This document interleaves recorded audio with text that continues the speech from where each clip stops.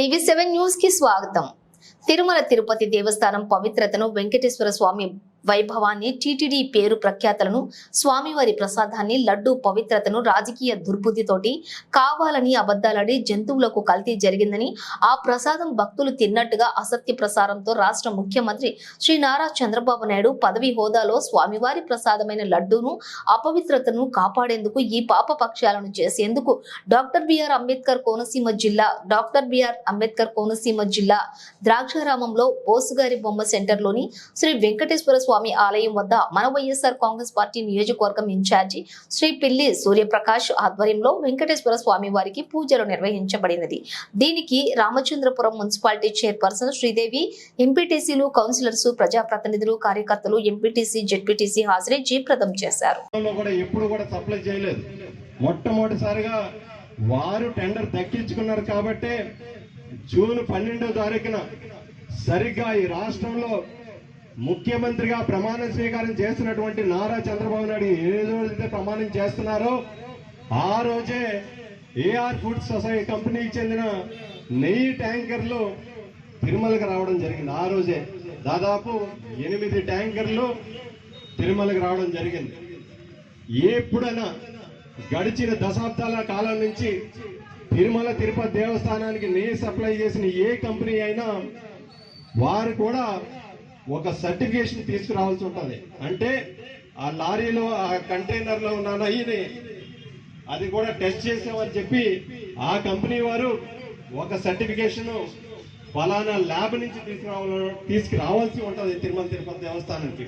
ఆ సర్టిఫికేట్ తీసుకువస్తేనే ఆ యొక్క లారీని, నెయ్యి ట్యాంకర్ని తిరుమలలోకి ఎలవ చేస్తారు తప్ప ఆ సర్టిఫికేట్ లేకపోతే ఎట్టి పరిస్థితుల్లో కూడా ఎలవ చేసే పరిస్థితి ఉండదు. కాబట్టి ఆ సర్టిఫికేట్ ఏంటంటే national accreditation board of testing and calibration laboratories వారు జారీ చేసిన సర్టిఫికేట్ ఆ ట్యాంకర్స్ కూడానే తీసుకుని వచ్చిన తర్వాత తిరుమలలో వారికి సంబంధించినటువంటి తిరుపతి దేవస్థానం వారికి సంబంధించినటువంటి ఒక ల్యాబ్ ఉంటుంది.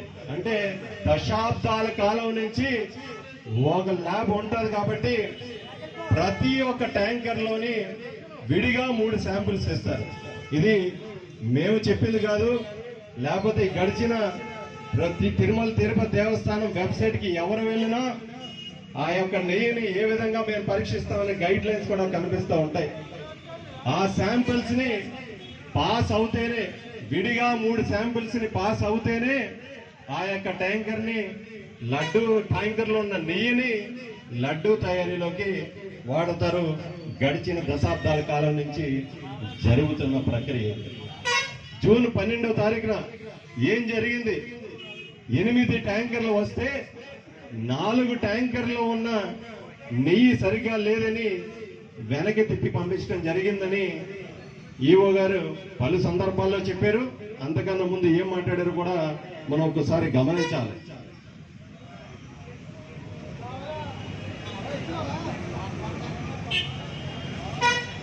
ఎలా నెయ్యి వెనక పంపించిన ట్యాంకర్స్ ని ఈ 4 నెలల్లో జరగలేదు. ఇలా వెనక పంపించడం అనేక సందర్భాల్లో గడిచిన దశాబ్దాల కాలంలో జరిగింది.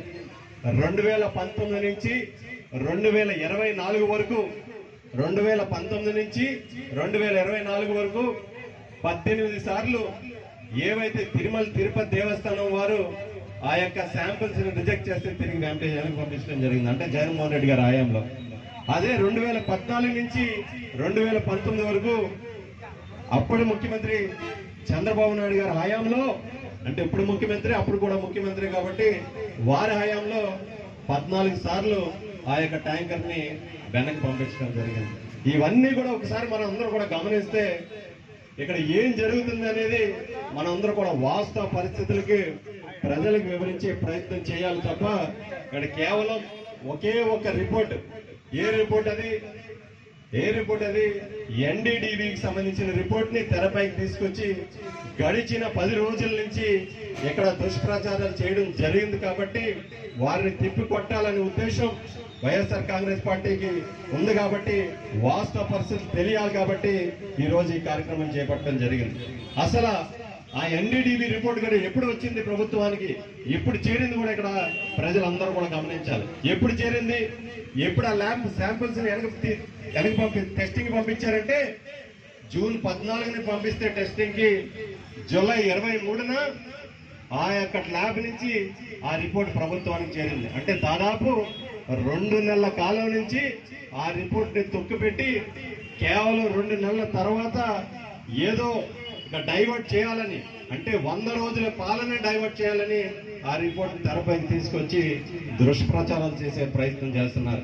ఇక్కడ మీరల్లా మొదటి రోజు నుంచి గడిచిన 10 రోజులు మన ఈఓ గారు మాట్లాడినా, గౌరవ ముఖ్యమంత్రి నారా చంద్రబాబు నాయుడు గారు మాట్లాడినా, తర్వాత నుంచి ఆఖరి రోజు ఏం మాట్లాడారో మనం వివిధ మాధ్యమాల్లో చూస్తూ వచ్చాం. ఒక సందర్భంలో మేము కూడా ఒకంతకు బాధకు గురయ్యాం. కానీ వాస్తవ పరిస్థితి తెలిసిన తర్వాత దాన్ని ఖండించాలనే ఉద్దేశంతో ఈరోజు ఈ కార్యక్రమం పిలుపునివ్వడం జరిగింది. ఏం జరిగింది, మొదటి రోజు ఏం చెప్పారు, తిరుమల తిరుపతి దేవస్థానంలో లడ్డూ తయారీలో జంతువుల అవశేషాలు, జంతువుల నుంచి ఎక్స్ట్రాక్ట్ చేసిన కొవ్వుని సంబంధించినటువంటి నెయ్యిని వాడారు. ఇక్కడ చాలా మంది భక్తులకు అవి పంపిణీ చేశారు. తిరుమల తిరుపతి వెంకటేశ్వర స్వామి వారికి నైవేద్యంగా పెట్టారు.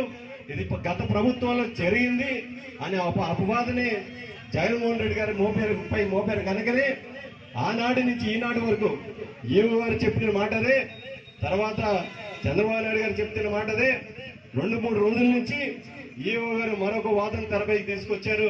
అసలు ఆ ట్యాంకర్లే మేము వాడలేదు, ఆ ట్యాంకర్లు మేము వెనక్కి తిరిగి పంపించేసామని మరో కొత్త వాదన తీసుకొచ్చారు. మొదటి రోజేమో లడ్డూ తయారీలో వాడారన్నారు, ఆఖరి రోజేమో మేము ట్యాంకర్లే వెనక్కి పంపించేసామన్నారు, మధ్యలోనేమో సంప్రోక్షణ